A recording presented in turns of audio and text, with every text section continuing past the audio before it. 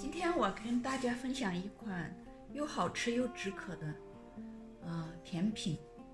原来我试过很多方法，试过冰糖雪梨、冰糖银耳、川贝雪梨，好像对我都不管用。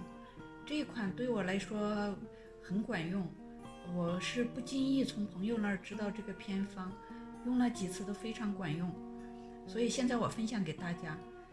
材料非常简单，熟豆的香蕉2根，冰糖1块，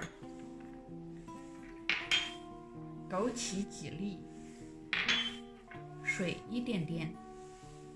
现在我们把这个香蕉切成小块，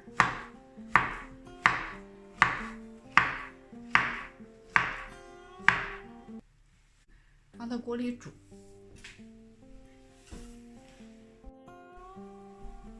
我们备一个小锅，把这些材料都放进去。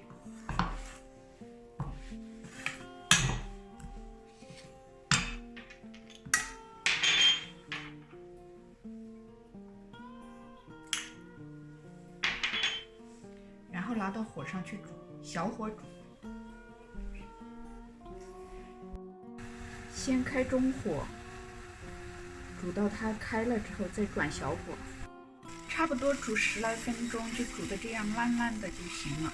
中间要注意，要是水没有了，再加一点水。这一款香蕉冰糖枸杞甜品做好了，希望对你的咳嗽管用，希望喜欢，谢谢。